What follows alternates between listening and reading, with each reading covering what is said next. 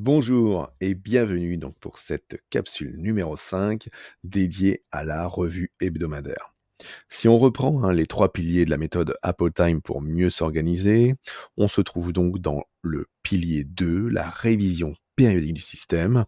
On a vu hier un autre aspect de ce pilier 2, avec la revue quotidienne. Aujourd'hui, on va voir quelque chose qui va être le ciment véritable de votre système de gestion de tâches, la revue hebdomadaire à réaliser chaque semaine.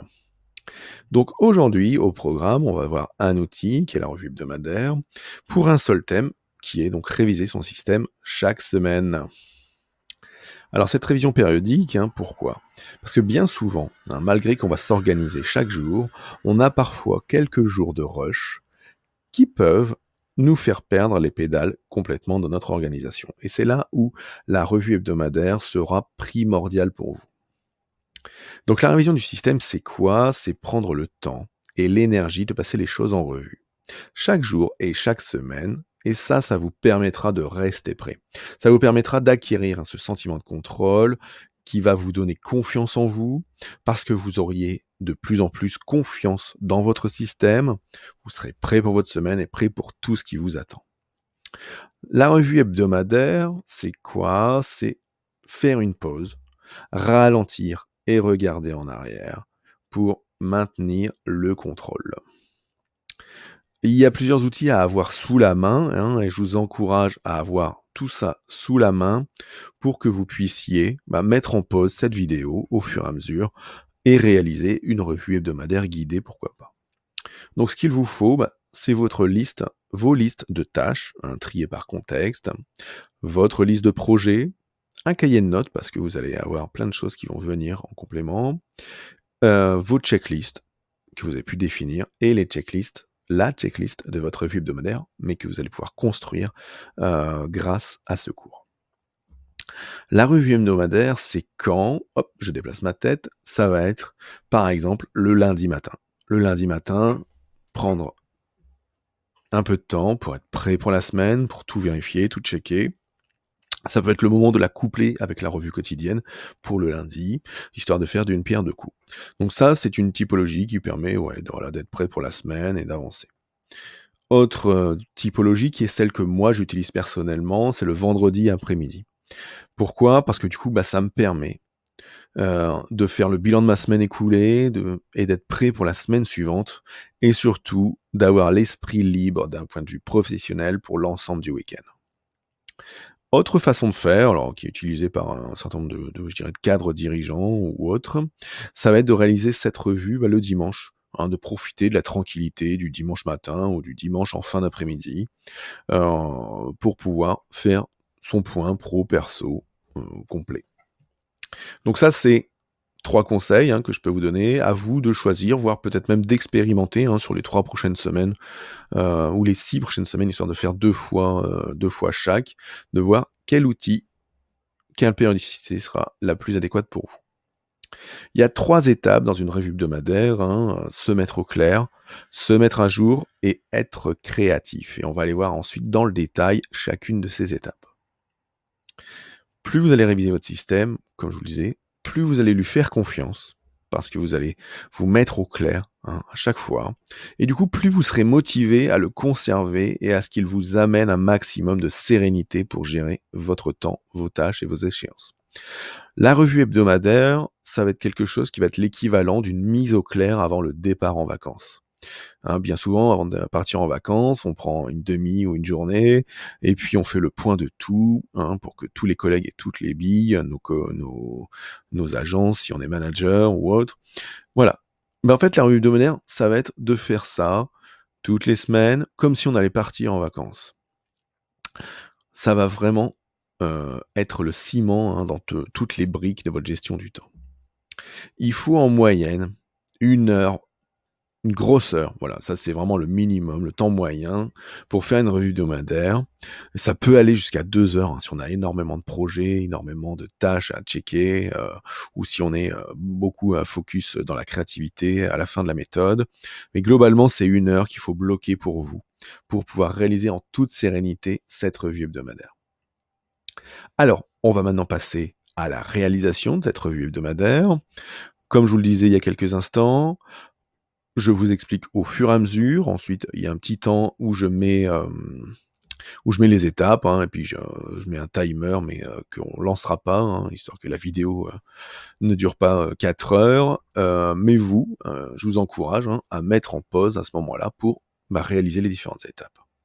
La première étape, donc, c'est se mettre au clair. Se mettre au clair, c'est quoi? Ça va être de rassembler tout ce qui a pu s'accumuler dans la semaine écoulée et de tout foutre dans ces boîtes d'entrée, hein, qu'elles soient physiques, numériques ou mentales, hein, et d'aller le traiter. La première chose qu'on va faire ensuite, ça va être de vider toutes ces boîtes d'entrée, hein. Vous vous rappelez du processus de clarification et structuration, hein. On prend, est-ce qu'il y a une action à faire? Oui, non, non, je trie, je poubellise, je me le mets pour un jour peut-être. Oui, alors moins de 2 minutes, je le fais tout de suite, hein, et on peut le faire au moment de la revue B aussi, ça. Et après, voilà, on le stocke dans ces contextes. Donc là, voilà, on vide toutes ces boîtes d'entrée pour être tranquille. Ensuite, pour vider la boîte d'entrée mentale, on fera, comme je vous l'ai montré dans la capsule 3, un balayage mental. Donc là, vous prenez 5 à 10 minutes, une feuille blanche, et là, vous notez tout ce qui vous passe par la tête, hein. Une fois que vous avez fait ce balayage mental, bien sûr, vous allez immédiatement mettre ça dans la structure de votre système, donc par contexte. Voilà, donc exercice d'application pour vous, hein, de cette phase. Être au clair, vous rassemblez tous les papiers, tout ce qui traîne, pardon, toutes les cartes de visite, les reçus de carte bleue, les choses pour vos notes de frais, les notes de réunion, tous les éléments divers, hein, et vous mettez ça dans votre boîte de réception. Vous me videz toute votre boîte de réception, hein, tout ce qui est bannettes de bureau, les notes de réunion, les enregistrements, messagerie, les SMS, les boîtes vocales, les boîtes de réception électronique, les emails, voilà, vous videz tout. Ensuite, vous vous videz la tête, hein, donc ça c'est le balayage mental, vous mettez par écrit tout nouveau projet qui n'est pas capturé, toutes les actions qui vous viennent à l'esprit, toutes les choses en attente, toutes les envies pour un jour peut-être. Voilà, là, allez, on va stocker, on se vide la tête, on vide tout. Là, c'est le grand ménage pour maintenant, pour 15 minutes. Je vous laisse faire ça tout de suite, mettre en pause et on se rejoint tout de suite. Très bien, j'espère que vous avez pu mettre en pause et réaliser, hein, sinon pour pouvoir vous mettre dans l'action, hein. C'est le but aussi de ce programme 7 jours pour reprendre le contrôle de votre temps. On se met dans l'action chaque jour. Deuxième étape, se mettre à jour. Se mettre à jour, on y va. Ça va être quoi? Ça va être tout d'abord de s'assurer que notre système est complet et conforme. On va donc checker nos listes de tâches par contexte et supprimer tout ce qui est périmé par exemple, hein. Toutes les tâches qu'on a pu faire dans la semaine ou les tâches qui n'ont plus lieu d'être, on supprime directement. Ensuite, on va ajouter toute nouvelle information, toute nouvelle tâche qui nous vient à l'esprit, hein. On a commencé à le faire dans la première étape, mais au vu du listing, bien souvent, on continue d'avoir des choses qui nous viennent dans l'esprit et on les rajoute. Ensuite, ce qu'il va falloir faire, c'est prendre son calendrier et passer en revue, alors là où les semaines écoulées. Moi, je travaille sur 1, d'autres font 2, ou 4, bon là, 4, ça commence à faire beaucoup. Mais en tout cas, 1, moi, c'est quelque chose qui marche très bien, parce que si on réussit à faire sa revue hebdo toutes les semaines, 1, c'est bon, hein, on n'a pas besoin de revenir 2 semaines en arrière, puisqu'on l'a déjà traité la semaine d'avant. Si vous n'arrivez pas à mettre en place votre revue hebdo et que vous la faites tous les 15 jours, faites 2, quoi, hein. Donc on fait quoi? Donc on prend son agenda, la semaine écoulée, on relit tout. Est-ce qu'il y a des choses à s'occuper suite à action, suite à réunion? Est-ce qu'il y a des remerciements envoyés, des anniversaires qu'on a pas notre anniversaire, on félicité des gens? Est-ce qu'il s'est passé des choses? Est-ce qu'on est allé à un colloque et puis on se dit: «Tiens, j'aimerais bien féliciter finalement, celui qui est intervenu», voilà. Est-ce qu'il y a des choses à la lecture qui vous, heu, qui vous reviennent en tête, hein? Et donc là, on va les capturer, toutes les actions se rapportant à cela. Ensuite, on va regarder, du coup, la semaine future, hein. Qu'est-ce qui va se passer la semaine prochaine? Et puis, de la même manière, est-ce qu'il y a des choses à s'occuper? Est-ce qu'il y a des actions à prévoir? Voilà. Et on va saisir dans nos contextes ce qui est à faire. Ensuite, on balaye toutes ces notes, hein. On prend ce temps, 5 à 10 minutes pour aller balayer toutes nos notes, hein, que ce soit ce qu'on a vu dans nos journées quotidiennes, hein, donc le côté journaling, le côté tâches, réalisées. On va aller balayer toutes les notes de réunion, hein, auxquelles on a participé, les entretiens et de la même manière, bah, ça, on va aller le capturer, le clarifier, le structurer dans notre système de gestion de tâches. Voilà, ensuite, bah, voilà ce que je disais tout à l'heure, on examine les listes de tâches par contexte, sauf le un jour peut-être qu'on verra dans la phase 3, hein, être créatif. On coche tout ce qui est réalisé, on supprime les tâches obsolètes et on ajoute toute nouvelle action inspirée par la lecture. On examine ensuite la liste des projets, hein, et la liste des objectifs, hein. On a travaillé ça capsule 1, capsule 2, projet, objectif, hein, et donc on vérifie que pour chacun de nos projets et chacun de nos objectifs, on a bien une action en face pour pouvoir toutes les semaines, bah, faire en sorte d'avancer, hein. C'est bien beau les objectifs, mais si on n'a pas des tâches en rapport, ça ne sert à rien. Et là, bah, la méthodologie SMART ou Smarter qu'on a vue ensemble prendra également toute son ampleur pour vous pour pratiquer. Ensuite, vous allez prendre toutes les checklists utiles, toutes les listes de vérification qui peuvent vous inspirer ou vous mettre dans l'action ou vous permettre de travailler plus aisément. Pour ça, bah, il y a parfois des listes de citations inspirantes, hein, de choses que vous pouvez trouver sur internet, hein, pour pouvoir se dire: «Ah oui, tiens, je lis ça, c'est super intéressant, ça m'envoie vers ça, ça, ça», donc ça, c'est quelque chose qui est important à faire. Les questions à se poser, est-ce qu'il y a des nouvelles choses inspirantes? Voilà, donc là, ça fait partie de checklist, on regarde, on avance. Voilà, de la même manière que sur la première étape, hein, donc se mettre, au clair, donc là, se mettre à jour, hein, 15 minutes, hein, ou 15-20 minutes, hein, vous mettez un petit timer, ça vous permettra de timer votre, travail pour être à jour. Donc on revoit toutes les listes d'actions suivantes. On biffe ce qui est terminé et on cherche les nouvelles actions à entreprendre. Ensuite, on revoit son calendrier des semaines passées, hein, donc dans le détail, à la recherche d'actions qui nous ont échappé, de données oubliées et on les intègre au système. On fait la même chose pour la semaine à venir, hein, pour, voir les événements à court et long terme qui peuvent arriver.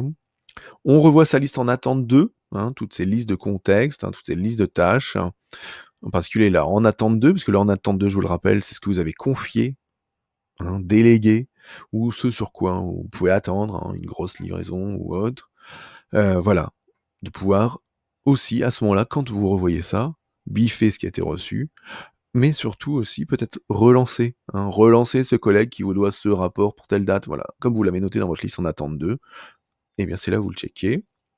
On revoit la liste des projets, hein, et toute autre liste à plus long terme, hein, donc les listes d'objectifs. Donc on évalue le statut, le but, le résultat. On s'assure qu'il existe bien au moins une prochaine action pour chaque. On vérifie bien la planif du projet, tout le matériel, tout autre élément en cours qui va être susceptible de déclencher ou de renfermer des prochaines actions, des actions en attente. Et ensuite, ben, par rapport à toute liste pertinente, un checklist ou autre, est-ce qu'il y a des nouvelles actions à entreprendre? Je vous laisse 15-20 minutes, c'est parti. Très bien, j'espère que vous avez pu mettre en place ce pavé 2, hein, cette deuxième étape, donc d'être à jour, puisque maintenant on va passer à la dernière étape de cette méthodologie pour aujourd'hui, de cette revue hebdomadaire. C'est donc l'étape 3, être créatif. Pour être créatif, ce qu'on va faire, c'est qu'on va prendre, bah, notre liste un jour peut-être, hein. Dans cette liste où on va stocker tous les choses qu'on aimerait un jour peut-être faire, un jour peut-être travailler, un jour peut-être découvrir. Parce qu'on l'a vu, hein, quand on s'est créé, des tâches, des objectifs, hein, il y a parfois des choses qui ne sont activables qu'à un certain temps. Je vous rappelle, quand on a fait la phase objectif, on s'était donné un objectif d'apprendre l'italien pour un voyage, mais qu'on démarra qu'au mois de mars. Bah, ça y est, peut-être qu'on est au mois de mars là, hein, et que cette action, bah, on va l'enlever d'un jour peut-être et se la mettre, dans ces autres contextes. Voilà. Donc on check un jour peut-être. Est-ce qu'il y a une action qui est donc désormais activable? Est-ce le bon moment pour passer à l'action? Auquel cas, voilà, on bascule vers la liste par contexte. Et ça, c'est quoi? C'est de l'activation pour aller de l'avant, pour avancer.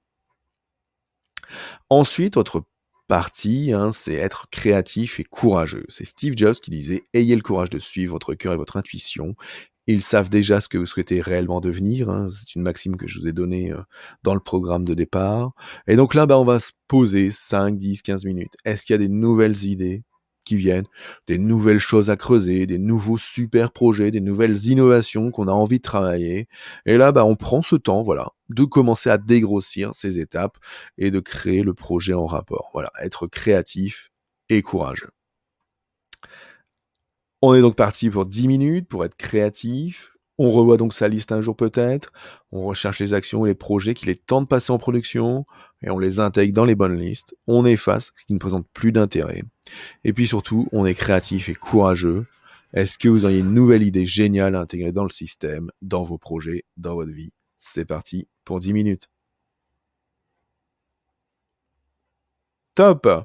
On passe à la conclusion, donc en bilan de cette capsule 5, hein, on a vu la revue hebdomadaire avec ses 3 étapes, hein, se mettre au clair, se mettre à jour et être créatif et courageux. Maintenant, ce que je vous encourage, j'espère que vous avez pu mettre en pause et faire votre première revue hebdomadaire. Maintenant, c'est quelque chose qu'il faut institutionnaliser dans votre agenda et donc de choisir, hein, soit le lundi matin, soit le vendredi après-midi, soit le dimanche après-midi ou tout autre créneau qui vous convient, mais il faut mettre en place dès maintenant dans l'action cette revue hebdomadaire pour vous. Cette revue hebdomadaire va véritablement être le ciment de votre organisation. Si vous avez des questions-réponses, comme toujours, comme chaque jour, n'hésitez pas à partager dans le groupe Facebook privé ou à m'écrire à l'adresse fabien@appomind.fr. Je vous souhaite une bonne journée et je vous dis à demain.